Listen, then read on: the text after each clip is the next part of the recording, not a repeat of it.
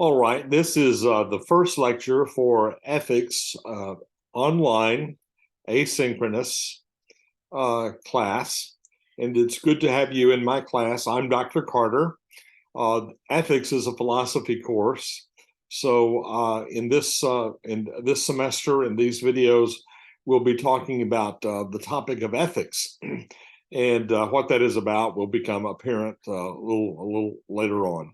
So it's good to have you in the class. I'm Dr. Carter. I've been teaching with Prairie View for a number of years. This is really my second stint with Prairie View. I taught here for a while, then went into retirement because of health complications, then came out of retirement. And during the time I was in retirement, I went to law school and finished law school, taught at the law school for a couple of years, and then Prairie View asked me to come back to teach here once again, and I was privileged to do that. Prairie View has been a very good place for me. I've loved Prairie View, and I hope you feel the same way. It's a great place to be, and you should really value your experiences here at PV. So I have a PhD in philosophy. Just a little bit about me. I have a PhD in philosophy. I have a JD in law, and I have a master's degree in religion. My bachelor's degrees from a long time ago are in psychology and social work. So that's my educational background. And I hope that you'll find this semester to be an enjoyable and a beneficial semester. We'll take the topic seriously. Ethics is a serious topic. Ethics has a lot to do with real life. And so we'll take the topic seriously, but I hope that you enjoy our discussions and our questions and our dialogues. So with that in mind, I would encourage you to make sure that you watch the videos every week for each of the courses, and take good notes on for each of the classes, I should say, and take good notes for each of those classes, and then use those notes on your examination. As I will say later on, you can use your notes for the exams that we will talk about. So that's a little bit about me, a little bit about maybe your method through the week. So let me talk about what we're going to do in this lecture, and how we're going to, what tasks we have ahead of us. So usually the first thing that students are concerned about is, how am I going to receive a grade for this course? Well, this is pretty simple. We're going to have 5 exams in the course, 5 exams in the course. And what I will do is, at the end of the semester, I will drop your lowest exam grade. So your exam at the end of the semester will essentially consist of your 4 highest grades on the 5 exams that we have. So that will be the way that your grade is determined, not based upon 5 exams, but rather based upon 4 exams. Your lowest exam grade will be dropped, and then your 4 remaining exam grades will be averaged. Now, something that I am contemplating, and I haven't reached a conclusion on this, but I'm thinking about this. I'm thinking that after the 4th exam, if you at that point already have an A in the course, then you will be exempted from the final exam, because I'm thinking, what's the use or the purpose of your taking the final exam if you, on the first 4 exams, already have an A in the course? I haven't completely thought that through, but that is a possibility. So I know that you're probably for that. I fully understand that, but let me think through the details about that, and I'll announce later on in the semester about that. So once again, we'll have 5 exams in the class. Your grade will be determined upon your 4 highest exam grades. And then chances are I will, if you have an A after the 4th exam, you will be exempted from the final. Chances are that's what I will decide. So with that having been said, that's about the actual number of the exams and the averaging of the exams. Let me talk about the format of the exams. The format of the exams will be online. your exams. Obviously, this is an online class, asynchronous online class, meaning that you can watch the lectures at your convenience. You do not have an assigned time to log into class. You watch the lectures on your own. Don't get behind in that. But the exams will be online. The exams will consist of anywhere from 25 to 50 questions. Probably they will consist of 25 to 30 questions. Those questions will be multiple choice in format. They will not be short answer. They will not be essay. There will be no short answer questions on the exam. There will be no essay format questions on the exam. All of the questions are multiple choice, and you will have one chance to mark what you think is the right answer. You will not have two chances. Some professors I know give you a second chance. If you mark one answer and then you get it wrong, then you have a second try. I don't do that. You have one opportunity to answer the question correctly, and then you are immediately taken to the next question. I don't do that for this reason, because you have the notes in front of you. The questions will come from the notes, and so you should be able to complete the exam in one guess per question, or one not if it's not a guess, one mark per question. So online, 25 to 30 questions, possibly up to 50, but probably not. And then the next thing I would say about the exams is that the exams will not be cumulative. What do I mean by that? I mean by that, once you finish a block of material and once you are tested on that block of material, then you are through with that material. You will not see that material questioned on future exams. For example, in the first exam, we're going to be testing over logic. That's our first unit of material. That will be the next lecture, is logic. So we will complete the logic material, and then we will have an exam. And then after that exam, you will not see any logic questions on the second exam, which is an exam on ethical history. Once you're through with a block of material, then you're through with that material. You'll not see it again. So the exams, in that sense, are not cumulative.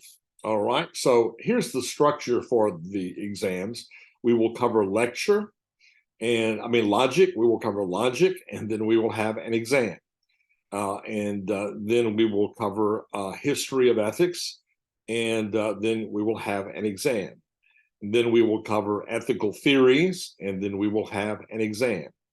And then we will cover what is called anti-ethics, and then we will have an exam. And then we will cover applied ethics, and then we will have an exam. So that's essentially 5 exams that we will have over each block of material that we cover. And those things are laid out in the syllabus, which, if it has not been posted, will be posted online. That's really the way the exams are laid out. Now then, let me also say this. With regard to each exam, I will give you one extra credit opportunity for that particular exam. It will have an opening time. It will have a closing time. You will submit that online. And if you miss the time that it is open, or if you miss the extra credit, then you do not get credit for the extra credit. It will not be reopened, and it will not be presented to you again.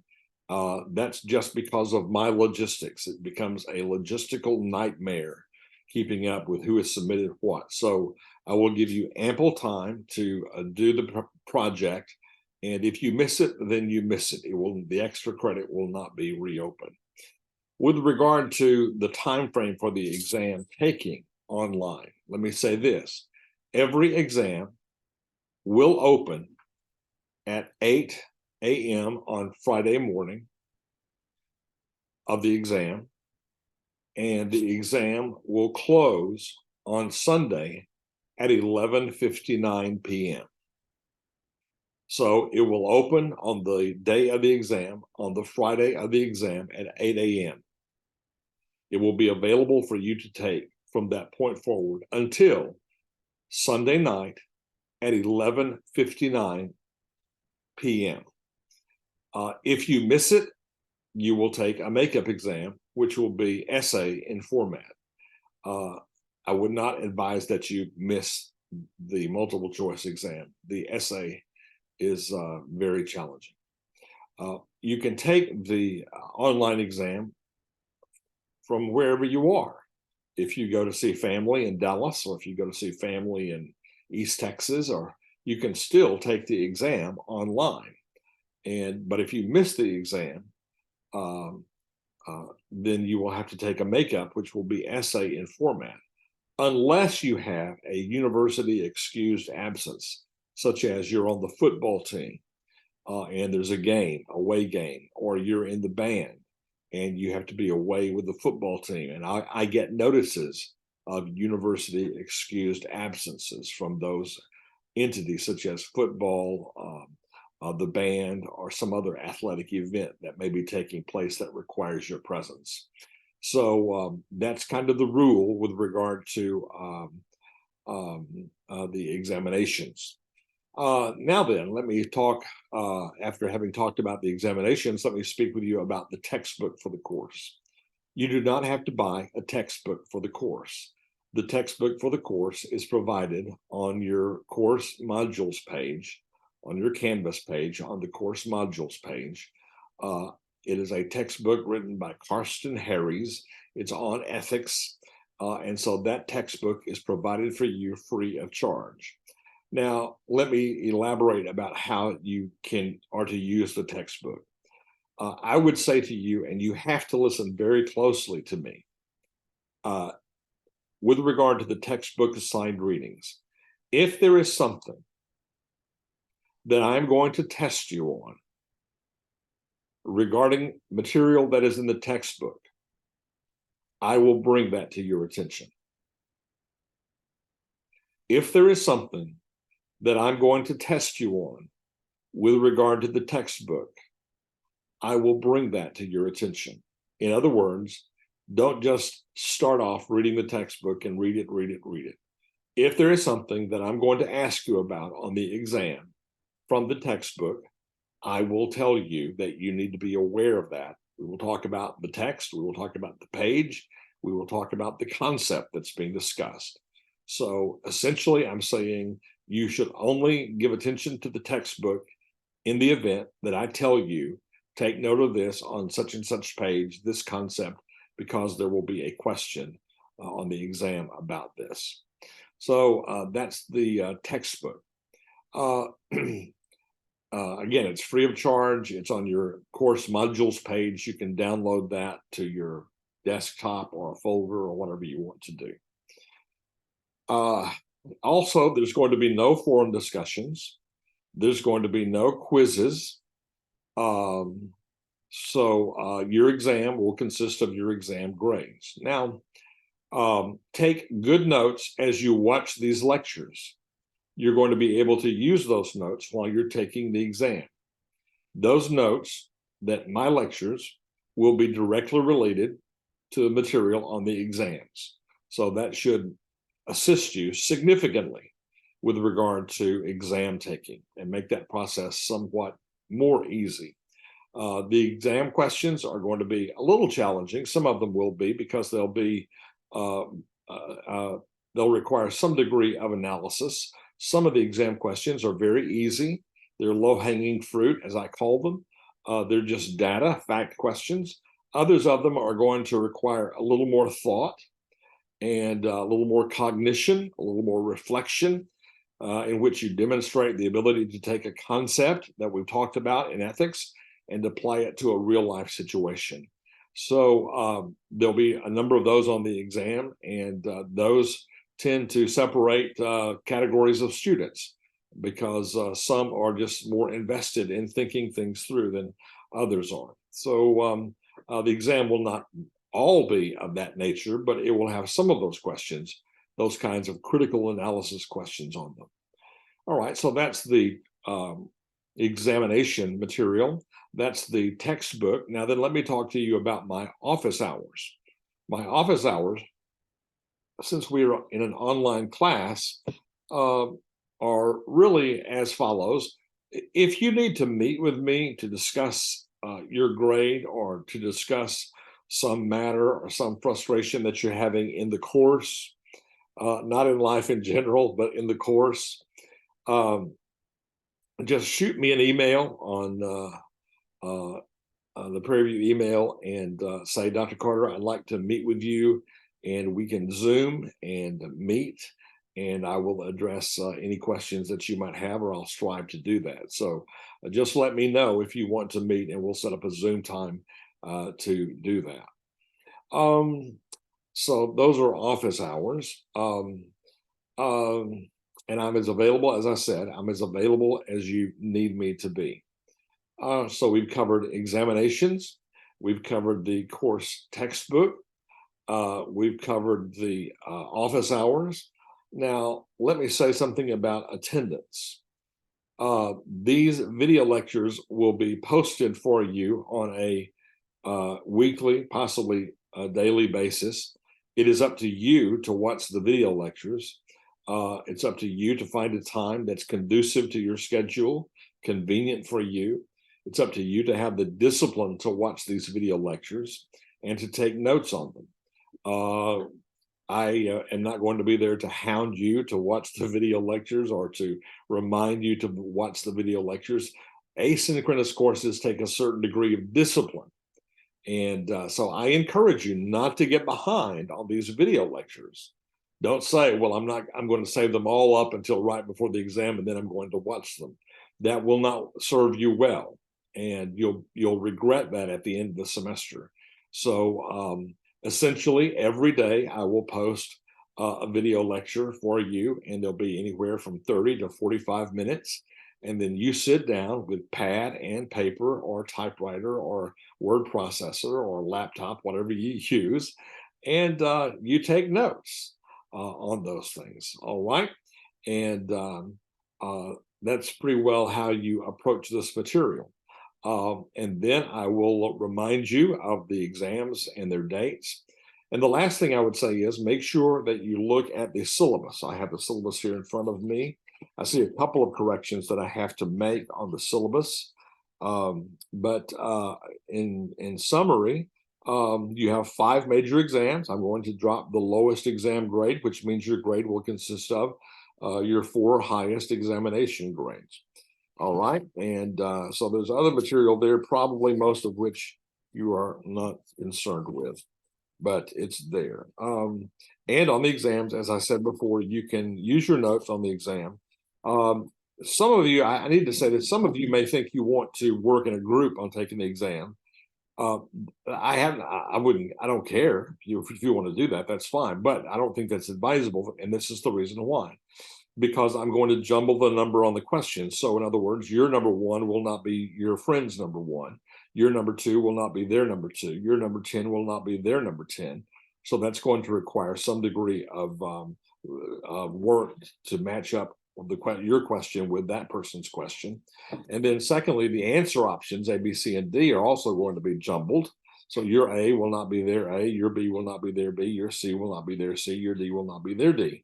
So that's going to confuse things significantly. And so if you have to spend a significant amount of time trying to figure out who is where and what's what, then you're going to lose time, and you're going to have essentially 2 minutes per question in order to answer. Then time runs out and you have to move on to the next question. So, and you'll have, if you have 25 questions, you'll have 2 minutes per question. That's a 50-minute exam. If you have 30 questions, you'll have 2 minutes per question. That's a 60-minute exam. So you do have some time constraints there, and those time constraints should be easy to operate within unless you try to match up your test with someone else's. So that's unadvisable, but you could, or not advisable, but you can use your notes for the exam. All right, so I believe that's all for this first portion of the class. If there's something that I have not covered that you need to be aware of, shoot me an email and I'll try to answer that question for all the class, because chances are, if you're asking the question, somebody else in the class, as well as probably the rest of the class is asking the same question. So if I've left something out, don't hesitate to let me know that you need a clarification on something. All right, the next lecture, we will move into talking about logic and cover material on logic. So I shall see you in the next lecture.